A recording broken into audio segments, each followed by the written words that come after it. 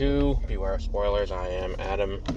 As we said last week, because for this week and next week, and last week too, Miss Marvel and Obi-Wan will be coming out on the same day. We will be covering... one in the morning, one in the evening. Whichever one I have more thoughts on will be in the morning. Whichever one I have less thoughts on will be in the evening. I said quality last week. I think quality is an unfair thing, because then a situation like this happens where I'm kind of just baffled going into a finale.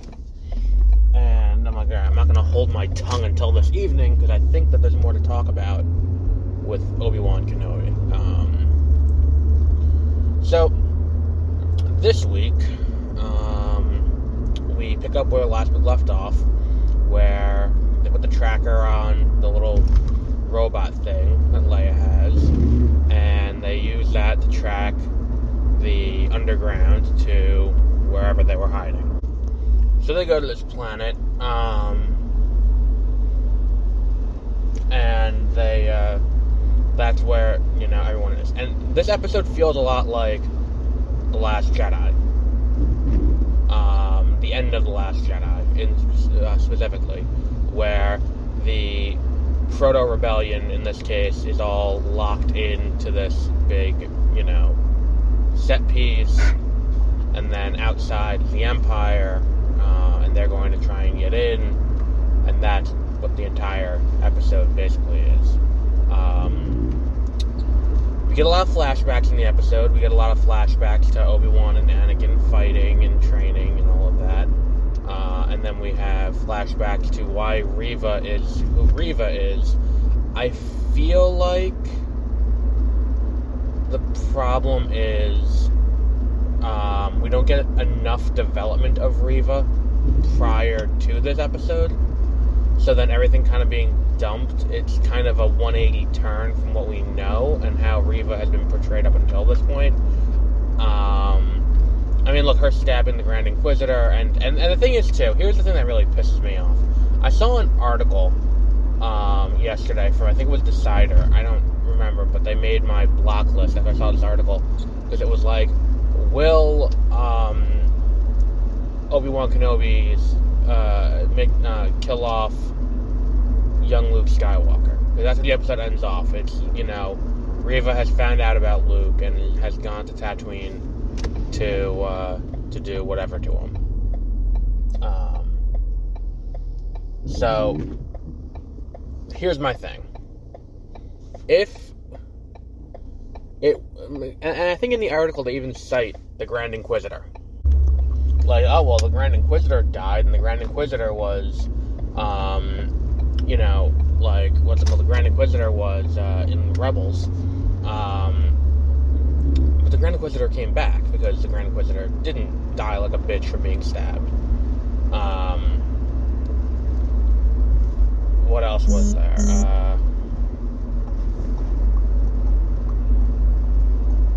But, I think the fight between... There are some spotty effects in this episode. And I think that that's also part of what I'm watching the show and realizing is, when the She-Hulk trailer came out, there was a lot of criticism of the effects. That was a major talking point. Look at how shitty the effects look. And it's look, alright, whatever. Then there's the fight between Anakin and Obi-Wan, around the time of episode 2, because he's got his little rat tail. And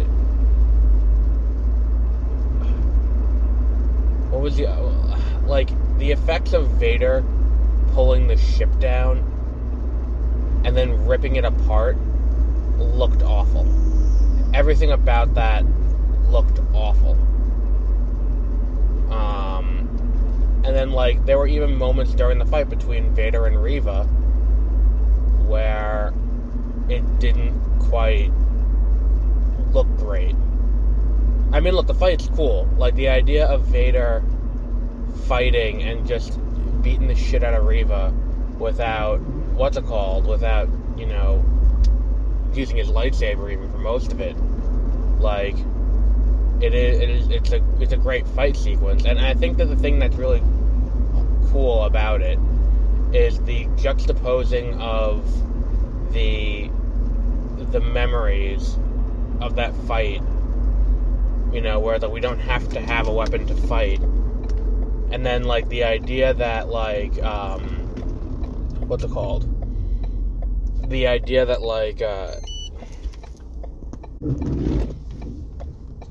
the way that it's kind of done, you usually see that kind of flashback, the flashback and forth for the person, the protagonist, not Vader.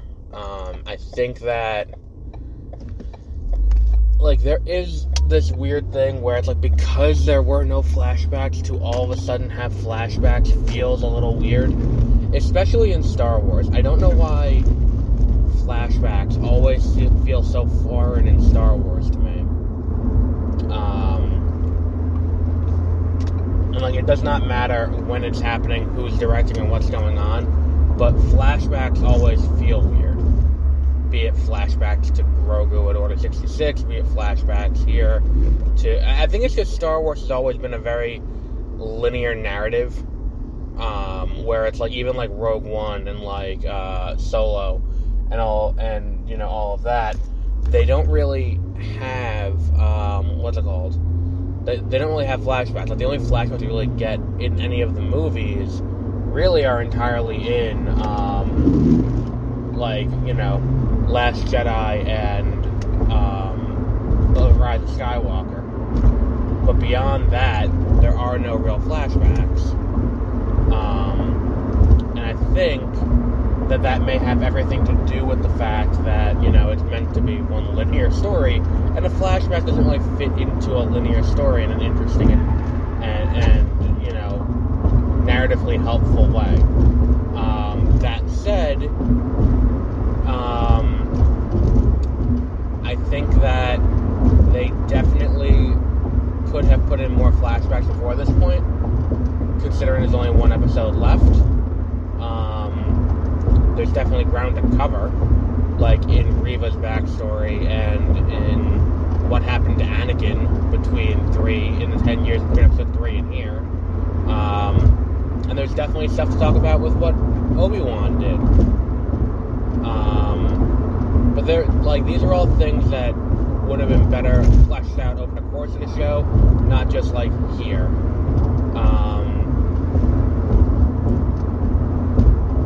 I don't know. I feel too, going into Reva's backstory could have just been what they did for Isaiah Bradley in in Falcon and the Winter Soldier. And I think this episode does kind of drive home that they made the right decision visually, having him tell the story and just watching the person hearing the story react. I feel that this kind of vindicates that, because no amount of times watching Anakin walk into the Jedi Temple and massacre people makes me feel it any different than when I saw it the first time. What was it, 16 years ago? It still feels the same. It doesn't add anything to the experience. So what's the point of doing it in that way? Then there's also, what was the other one?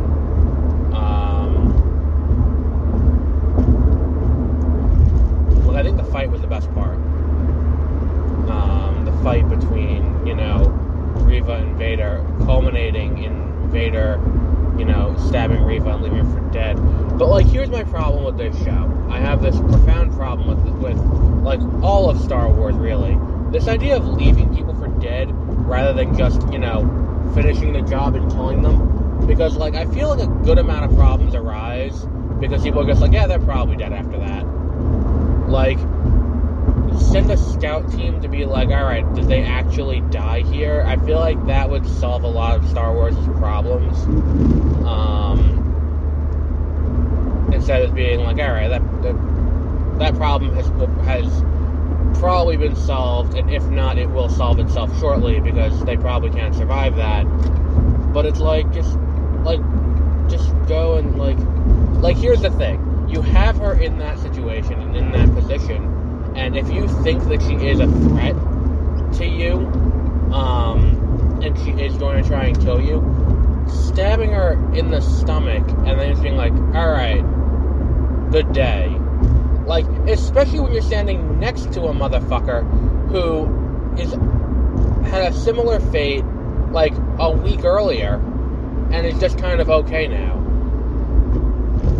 Like, it's one of those things where it's like, just, is there someone else who can, get these people, like, checked out, or, like, go inspect to make sure they're actually dead, or, like, alright, well, we stabbed her in the chest, let's just, make sure she actually dies and not just leave her here.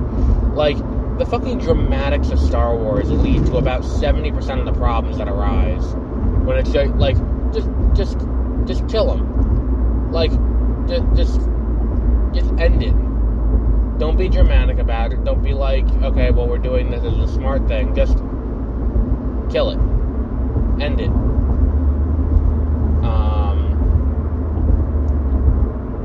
I don't know. Maybe that's just me. Maybe it's just like, why are we continuing to do this? And it's like the definition of insanity. It's like we're gonna keep doing the same thing over and over again and hope for a different result. And it's like, well, I don't know. Like, it seems really stupid that Vader would do that. And then, like, here's my problem. It's like, okay, so where does Reva's story go next?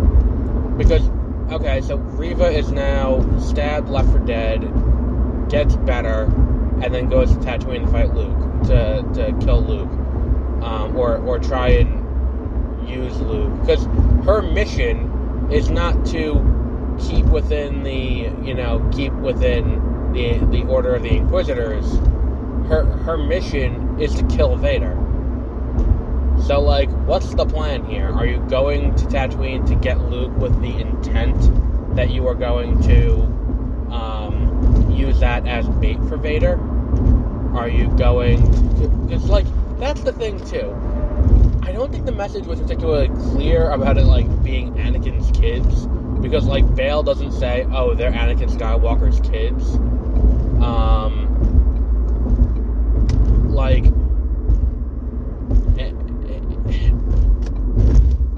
So, like,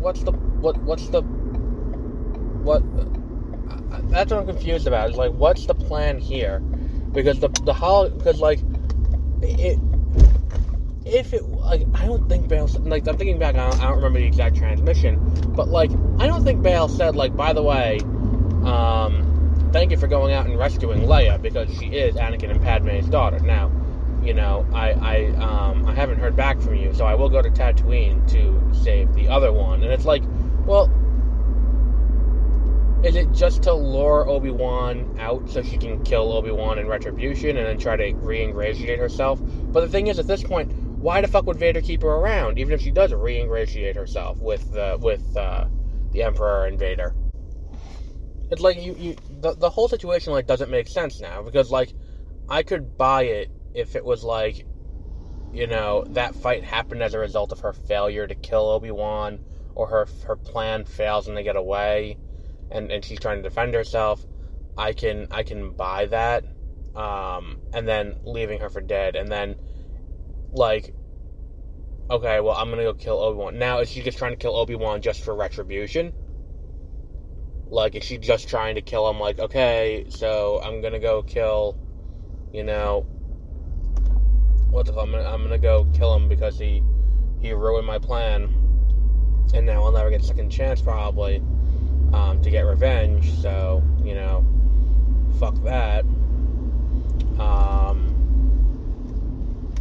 Like, I could buy that, and she's gonna use Luke to lure him out. Maybe that's the entire plan. I mean, like, I'm just bad, I'm gonna kill Obi-Wan. But, like, here's my other thing, is that we don't... Here's my problem. In the next episode, is Obi-Wan going to fight Vader again? Because if not, this show failed to deliver on the one promise that we were kind of promised from the beginning, which was that Obi-Wan would fight Vader again. And it's like, look, technically, yes, they fought again, but that fight was not entertaining or, like, my problem with that fight is that it's like, I don't want to just watch Obi-Wan get his ass kicked up and down, and then on top of that, the problem becomes, it's like, okay, so he fights Vader, and then that fight happens, and now what? So, because, like, the next time they meet, presumably the next time they meet is going to be in A New Hope, when, he had that line where he goes, last time we met, I was but the learner, but now I am the master. And it seems to me, after this fight, that, Anakin kicked the shit out of Obi-Wan. Like, that was not a close fight.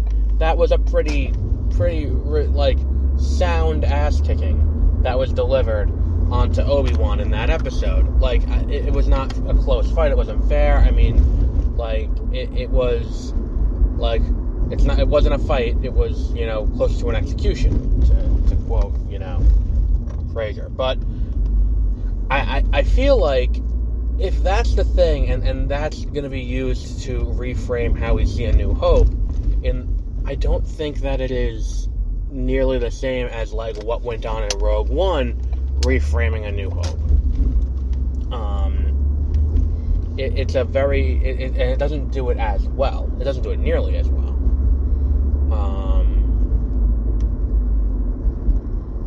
I don't know. The whole thing seems kind of weird.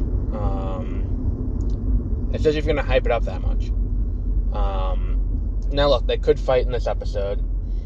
In this next episode coming up, and then they fight, and Anakin, goes off to... Anakin loses that fight, and then goes to,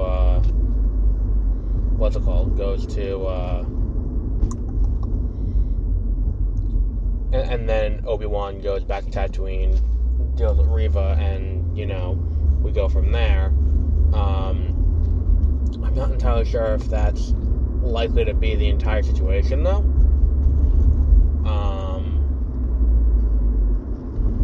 It doesn't feel like that's likely to be the entire situation, because if that was going to be the entire situation, then they probably would have done, what the fuck is going on here?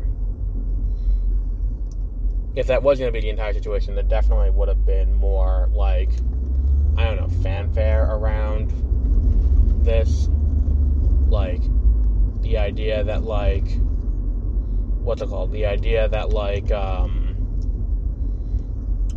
what's what I'm looking for here? There's definitely a word I'm looking for. I just can't quite get it.